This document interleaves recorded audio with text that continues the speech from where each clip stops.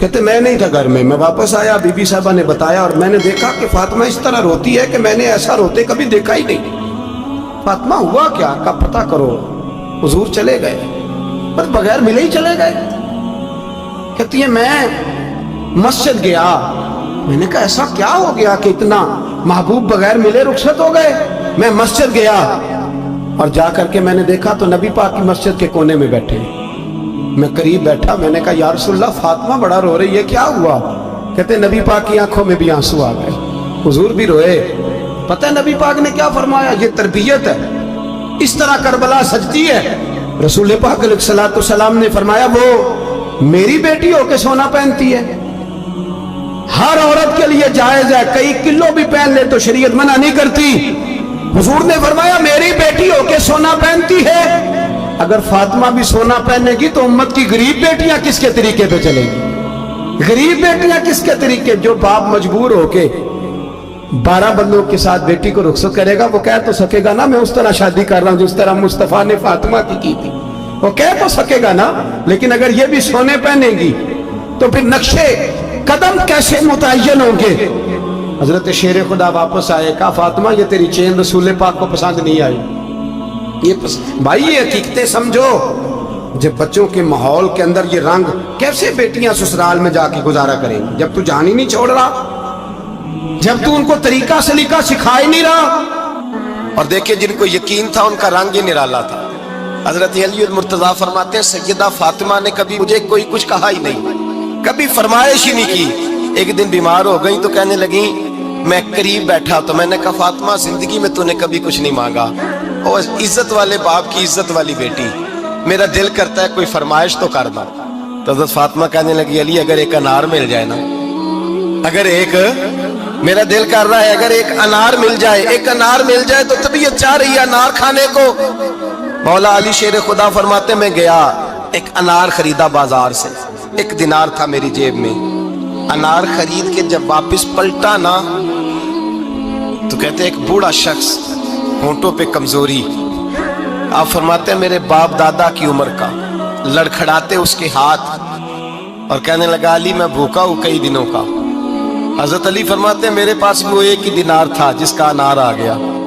کہتے میں نے اسی وقت وہ انار نکالا, اس شخص کے ہاتھ میں رکھا, بوجھل قدموں سے جب میں اندر داخل ہوا نا تو پاک رسول کی پاک بیٹی, عزت والے نبی کی عزت والی بیٹی, صبر والے محبوب کی صبر والی بیٹی. کہتے ہیں جب میں نے اپنا قدم اندر رکھا دروازے کے تو فاطمہ نے میرا اترا ہوا چہرہ دیکھا تو کہنے لگی علی پیسے اللہ کے راستے میں دے آئے ہو, خیرات کر رہے ہو؟ حضرت شیر خدا رضی اللہ تعالیٰ عنہ فرماتے ہیں میں فاطمہ کی طرف دیکھا تو میں حیران ہو گیا. میں نے کہا فاطمہ تجھے؟ کہنے لگی مجھے یقین ہے آپ انار لینے گئے تھے, آپ نے خرید بھی لیا تھا, اور مجھے پتا ہے علی میرے ساتھ بے وفائی ہو ہی نہیں سکتی, یہ کسی سوالی نے مانگ لیا ہوگا. علی آ جا, مجھے انار کھانے سے وہ سکون نہیں ملا جو تو اللہ کے راستے میں دے آیا ہے تو سکون ملا ہے, کھانے سے نہیں ملا جو تیرے دینے سے ملا ہے. مولا علی کہتے صبر کر کے میاں بیوی بیٹھ گئے تو دروازے پہ دستک ہوئی. کہتا میں اٹھ کے دروازے پہ گیا تو حضرت سلمان فارسی دروازے پہ کھڑے تھے.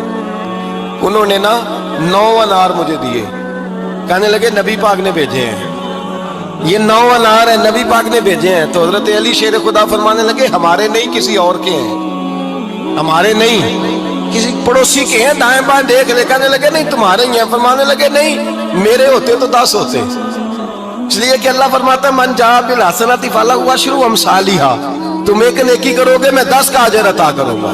فرمایا میرے ہوتے تو 10 پورے ہوتے, اللہ رسول نے بھیجے, اور میرا یقین کمزور ہو سکتا ہے, میرے ہوتے تو 10 ہوتے, یہ 9 ہے. حضرت سلمان فارسی نے جیب میں ہاتھ ڈالا, 10واں بھی نکالا, کہا علی تیرے 10 ہی تھے, میں تو تیرا امتحان لے رہا تھا. 10 ہی تھے تیرے. یقین کی دولت زنجیریں کاٹ دیتی, یقین کی دولت انسان کو نواز دیتی. جب تو لڑکھڑاتا ہوا آیا ہے, میرے نبی پاک نے فرمایا یوں نہ کہا کر کے یا اللہ چاہے تو دے چاہے تو نہ دے, جب مالک سے مانگ تو کہا کر یا اللہ تجھی سے مانگنا ہے میں لے کے اٹھوں گا, تو مجھے دے گا. فرمایا جتنا تیرا یقین کامل ہوگا اتنا ہی اللہ تجھے جھولی بھر کے عطا فرمائے گا. کمزور سا مسلمان, لڑکھڑاتا سا مسلمان دیکھتا ہوں کرتا ہوں. اور یہ بھی نہ دیکھا کریں بھائی ایمان یقین کو استقامت کے درجے پہ لیں, یہ نہ دیکھا کریں کہ وہ کیسے دے گا. وہ کسی وسیلے کا محتاج نہیں ہے، وسیلے کو پسند کرتا ہے، پر وسیلے کا محتاج وہ بغیر وسیلے کے بھی دے دیتا ہے۔ ہر آدمی ماں باپ کے ذریعے پیدا ہوتا ہے، اگر پیدا کرنا چاہے تو جناب عیسیٰ کو بغیر باپ کے پیدا کر دیتا ہے، اگر پیدا کرنا چاہے تو حضرت آدم کو بغیر ماں اور باپ کے پیدا کر دیتا ہے۔ جب یقین رکھیں، یقین، قرآن مجید پڑھیے، حضرت موسیٰ علیہ السلام فرعون کے دربار میں کھڑے ہیں، چاروں جانب دشمن ہی دشمن ہے، جادوگر آ گئے، انہوں نے سانپ چھوڑے، حضرت موسیٰ کے ہاتھ میں ڈنڈا تھا۔ حضرت موسیٰ کہتے ہیں یا اللہ کیا کروں؟ تو اللہ تعالیٰ نے فرمایا اپنا عصا پھینک دو۔ کہنا چاہیے تھا نا کہ یا اللہ ایک ہی تو شے ہے، اتنے سانپ ہے، بچانے کے لیے ڈنڈا ہے وہ پھینک دوں۔ ڈنڈا پھینکا جاتا ہے، سانپ کو دیکھ کر کے قابو کیا جاتا ہے۔ یہ میرا اور آپ کا ذوق ہے نا، لیکن انبیاء کرام کا انداز ملاحظہ کیجئے میرے عزیزو۔ اللہ فرماتے ہیں ڈنڈا، اے موسیٰ ڈال دے اپنا عصا۔ پہلے نہیں فرمایا کہ سانپ بن جائے گا، فرمایا بس تو ڈال دے۔ میں اور آپ ہوتے ہیں تو سانپ سامنے ہے، ڈنڈا ہاتھ میں ہے، ہم کہیں گے عجیب بات ہے، یہی تو دفاع کی چیز ہے، اسی کو ڈال دوں تو بچوں گا کیسے؟ کہا ڈال دو، تو حضرت موسیٰ نے ڈال دیا، کہا میرے رب کا حکم ہے تو میرے لیے بہتر ہی ہوگا۔ اللہ فرماتے ہیں جب موسیٰ نے ڈالا تو میں نے اس ڈنڈے کو، اس عصا کو اژدہا بنا دیا۔ اب کبھی عصا بھی اژدہا بنے، کبھی چھڑی بھی بہت بڑا اژدہا بنی ہے، لیکن قرآن کہتا ہے جناب موسیٰ نے ڈالا تو اللہ نے اژدہا، بلکہ اس سے پیچھے چلیے، عورتیں کمزور یقین کی ہوتی ہیں نا۔ جناب موسیٰ پیدا ہوئے تو اللہ فرماتے ہیں میں نے موسیٰ کی ماں کے دل میں بات ڈالی، ماں کے دل میں، صندوق میں ڈال کے تو اس کو دریا میں بہا دے۔ اور بھائی صندوق میں کہہ سکتے ہیں نا آکسیجن کیسے جائے گی، اور دریا میں بچے بچنے کے لیے ڈالے جاتے ہیں کہ ڈوبنے کے لیے ڈالے جاتے ہیں؟ ماں کے دل میں یقین کمزور نہیں تھا اماں کا۔ انبیاء کے ماں باپ موحد ہوتے ہیں، دین کو ماننے والے، ماں کے دل میں اللہ نے بات، اللہ قرآن میں کہتے ہیں میں نے وحی کی، میں نے القاء کیا، میں نے بات ڈالی۔ حضرت موسیٰ کی ماں کہتی ہے میں نے ڈال کے نا سمندر میں بیٹا، میں نے سمندر میں بیٹا ڈال کے صندوق میں بند کر کے رب کے حوالے کیا۔ آپ فرماتے ہیں میرے مالک کا بھروسہ کیا تو پھر میرے مالک کا کام دیکھو، کمال دیکھو، میں نے دریا میں ڈالا، اللہ نے فرعون کے گھر میں میرے بیٹے کی پرورش کرا دی۔ یہ یقین کہ حضرت موسیٰ کے پاس قوم آئی، قرآن پڑھیے، کہ جناب پانی چاہیے، وَإِذِ اسْتَسْقَىٰ مُوسَىٰ لِقَوْمِهِ، موسیٰ نے اپنی قوم کے لیے پانی مانگا، ہم نے کہا فَانْفَجَرَتْ مِنْهُ اثْنَتَا عَشَرَةَ عَيْنًا، اپنا ڈنڈا پتھر پہ مارو۔ عقل والا آدمی ہوتا تو اڑ جاتا، کہتا یا اللہ پتھروں سے بھی کبھی پانی نکلا ہے؟ اضرب بعصاک الحجر، مارو پتھر پہ ڈنڈا۔ اللہ کے نبی نے منٹ نہیں لگایا، ٹھا کر کے ڈنڈا لگایا، فَانْفَجَرَتْ مِنْهُ اثْنَتَا عَشَرَةَ عَيْنًا۔ اللہ فرماتے ہیں جناب موسیٰ نے ایک عصا مارا، میں نے 12 چشمے جاری کر دیے۔ تو لے تو اللہ کرتا ہے، اللہ کہتا ہے پڑھ نماز روزی دوں گا، کہتا ہے سوچتا ہوں۔ اللہ فرماتے ہیں آجا مسجد میں تیرا ہو جاؤں گا، کہتا ہے دیکھتا ہوں۔ رب فرماتا ہے تو میرے محبوب کی غلامی کر، میں تجھے محبوب بنا لوں گا۔ تو کہتا ہے تھوڑا بڑا ہو کے داڑھی رکھ لوں، ابھی سیانا ہو کے میں ذرا سرٹیفکیٹ لے لوں اسرائیل سے کہ کتنے سالوں کے بعد آئے گی، پھر شروع کروں گا۔ پروگرام بنا رہا ہے، ابھی تو ارادے میں ہے۔ اللہ کے پیغمبر کا ڈنڈا، اور اس سے زیادہ آگے بات ہو گئی، پیچھے فوج لگی ہوئی ہے فرعون کی، مجمع ہے، ہزاروں لاکھوں کا لشکر لے کے، تلواریں، نیزے، فرعون پیچھے، آگے دریا آ گیا۔ حضرت موسیٰ علیہ السلام کھڑے ہیں، اب کدھر جائیں؟ اللہ پاک نے فرمایا مارو ڈنڈا۔ کہاں؟ پانی پہ ڈنڈا مارو۔ اب حضرت موسیٰ علیہ السلام پانی پہ ڈنڈا مارے تو پانی ابھرے گا، اس سے زیادہ کیا ہوگا؟ پہلے پتھر پہ ڈنڈا مروایا تو پانی نکلا، اب پانی پہ ڈنڈا مروایا، فَإِذْ فَرَقْنَا بِكُمُ الْبَحْرَ فَأَنْجَيْنَاكُمْ وَأَغْرَقْنَا آلَ فِرْعَوْنَ۔ اللہ فرماتے ہیں موسیٰ نے پانی پہ ڈنڈا مارا تو میں نے پانی میں رستے بنا دیے۔ ایک جگہ ڈنڈا مارا تو پانی نکل آیا، دوسری جگہ عصا مارا تو پانی خشک ہو گیا، 12 چشمے بن گئے، 12 رستے بن گئے دریا میں سے۔ حضرت موسیٰ علیہ السلام گزر گئے، اور اللہ فرماتے ہیں فرعون بھی آیا تو اسے میں نے غرق کر دیا، اور وہ کھڑا دیکھتا ہی رہ گیا کہ بنا کیا ہے۔ یہ تو بات ہے حضرت موسیٰ کی، میرے مصطفیٰ کے غلام حضرت سعد بن ابی وقاص قادسیہ کی جنگ کے لیے نکلے، رستے میں دریائے نیل آ گیا۔ حضرت سیدنا سعد بن ابی وقاص اب کہاں سفر طے کر کے آئے، کہتے ہیں پتہ ہی نہیں تھا کہ دریا آ جائے گا، اب دور دور تک پل کوئی نہیں، सहाबा कहते हैं दुश्मन ललकार रहा, हजरत साद बिन अबी वक़ास दरिया किनारे खड़े हुए, ईमान, यकीन और इस्तिकामत, डट गए। कहने लगे ओ दरिया, अगर तू हजरत मूसा की नाफरमान कौम को रास्ता दे सकता है, मोहम्मद अरबी के वफादार नौकर है, हम तो रसूलुल्लाह के मानने वाले हैं, दश्त तो दश्त है, दरिया भी न छोड़े हमने, बहरे जुल्मात में दौड़ा दिए घोड़े हमने, पर मैं छोड़ रास्ता। सहाबा कहते हैं उस वक्त हमने नारे लगाए जब दरिया ने रास्ता ही छोड़ दिया। कहते हैं फिर अल्लाह रसूल पर हम जिक्र करने लगे, दरूद पढ़ने लगे, दरिया से रास्ते बन गए। फरमाते 10,000 का लश्कर गुजर गया। उस पार जब गया ना तो हजरत साद बिन अबी वक़ास ने फिर मजमे पे नजर डाली, फरमाया किसी की कुछ है तो नहीं रह गई पानी में, कोई दरिया में चीज तो नहीं रह गई। एक सहाबी कहने लगे मेरा मिट्टी का प्याला रह गया है। यार जरा देखिए, अंदाज देखिए, मिट्टी का प्याला, और यार छोड़ परा, मिट्टी का प्याला क्या होता है, अब तो मिट्टी के प्याले की बात करेगा, छोड़ दे, क्या करता है। उसने कहा प्याला मेरा रह गया है। तो हजरत साद बिन अबी वक़ास कहने लगे क्यों हमारा प्याला रह जाए, हम रसूलुल्लाह के नौकर हैं। ईमान, यकीन और इस्तिकामत की दौलत। फिर दरिया की तरफ देखा, कहने लगे चल यार हमारा प्याला भी वापस कर दे। सहाबा कहते हैं दरिया की लहर आई और प्याला भी वापस कर दी। वो मेरे भाई, जब ईमान की दौलत, यकीन की दौलत, एतमाद की दौलत, जो बाबा कहता है ना कि माज अल्लाह ताला उल्लू का खून ले आओ और शेर की खलड़ी ले आओ, मैं काला पीला नीला जादू करूंगा, उस पर लोग दौड़ के जाते हैं, 50-60 हजार रुपया भी दे आते हैं दौड़ के। और अगर कहा जाए कि मस्जिद आओ 4 रकात नमाज पढ़ो, हाजिरी दो मस्जिद की, तो कहते हैं मार्फत वाले हैं, मार्फत वाले नमाज ही नहीं पढ़ते। वो कौन सी मार्फत है। यहाँ अल्लाह की बारगाह में झुकने का, चूंकि ये लेट है ना, ये पता नहीं जन्नत में जाके मिलेगा, कब मिलेगा, माज़अल्लाह। लोग दुनियादारी के मामले में पिस जाते हैं। हुक्मरान ने वादा कर दिया है सड़कें पक्की हो जाएंगी, खुशहाली हो जाएगी, मौजें लग जाएंगी, लोग लाइनों में खड़े हैं वोट देने के लिए, और तेरे रब ने कहा है तू मुझसे डर जा, मैं तेरी दुनिया भी अच्छी कर दूंगा, आखिरत भी अच्छी कर दूंगा, तू इधर आ मेरी बारगाह में झुक।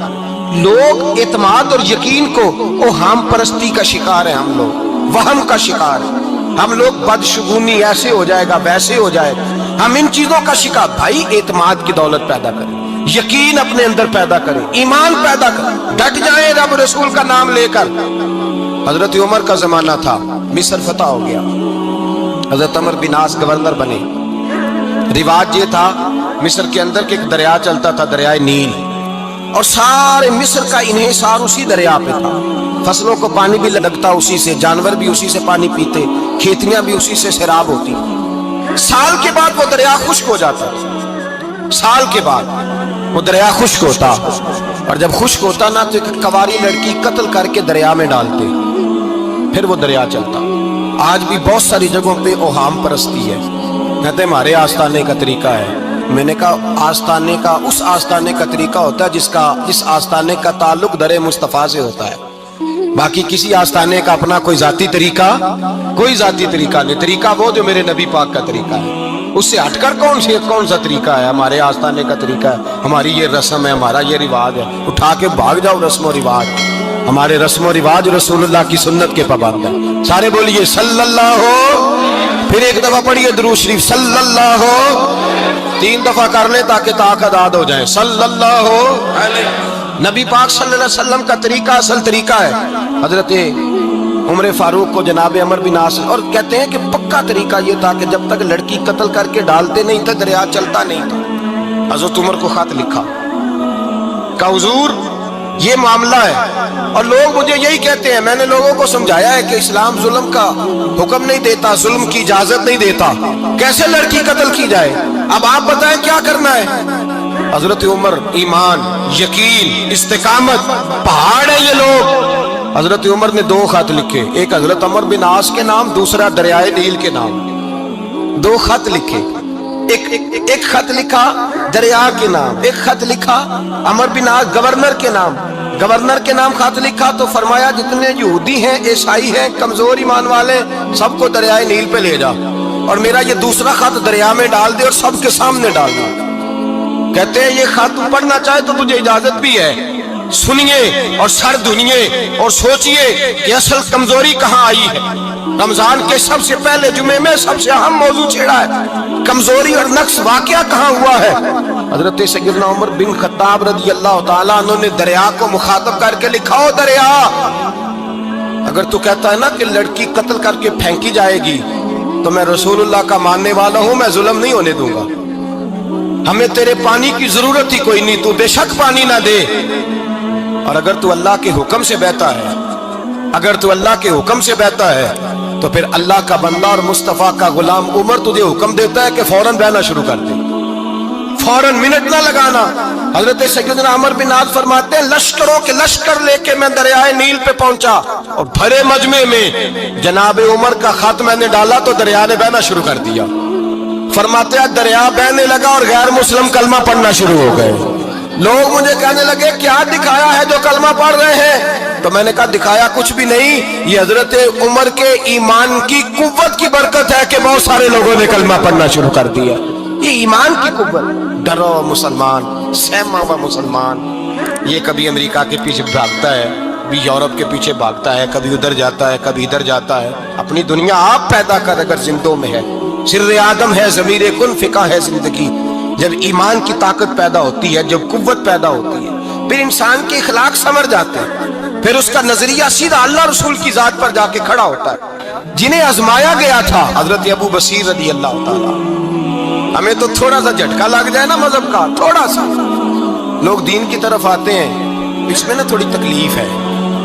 صحیح بخاری کی حدیث، اس میں تکلیف ہے، سچ کہہ رہا ہوں، صحیح بخاری کی حدیث ہے۔ ایک صحابی نے کہا تھا حضور میں آپ سے پیار کرتا ہوں، نبی پاک نے فرمایا اچھی طرح سوچ لے، کہ سوڑیا نہیں پیار ہے، فرمایا چل پھر سوچ لے، حضور بڑا پیار، میں سوچ لے، کہا محبوبہ بڑا پیار ہے، نبی پاک نے فرمایا پھر تیاری کر لے، جس طرح گہری جگہ پہ پانی تیزی سے آتا ہے تیری طرف مشکلات بھی تیزی سے آئیں گی، تیزی سے۔ یہ شہادت کا ہے الفت میں قدم رکھنا، لوگ آسان سمجھتے ہیں مسلمان ہونا، ذرا اچھی طرح سوچ لے، جو مجھ سے محبت کا دعویٰ کرے گا اسے تکلیف ہے، بولو اسے تکلیف ہے، یہ پکی بات۔ جو محبت میں مخلص ہو وہ دیکھ لے میں آزمائش میں کتنا ہوں۔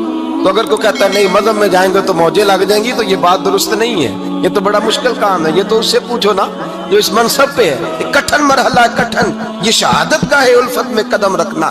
لوگ آسان سمجھتے ہیں مسلمان ہونا، روتا ہے فلک برسوں، پھر جا کے یہ حالات درست ہوتے ہیں۔ تو بھائی یاد رکھیں اور سمجھیں، حضرت ابو بصیر رضی اللہ تعالیٰ عنہ، نبی پاک صلی اللہ علیہ وسلم نے طے کر لیا کفار کے ساتھ، حدیبیہ کی جنگ ہوئی تو فرمایا اگر کوئی مسلمان مکے چلا جائے گا تو کافر کہنے لگے ہم واپس نہیں کریں گے، اور اگر کوئی کلمہ پڑھنے والا ستایا ہوا مسلمان مدینے آئے گا تو مسلمانوں کو واپس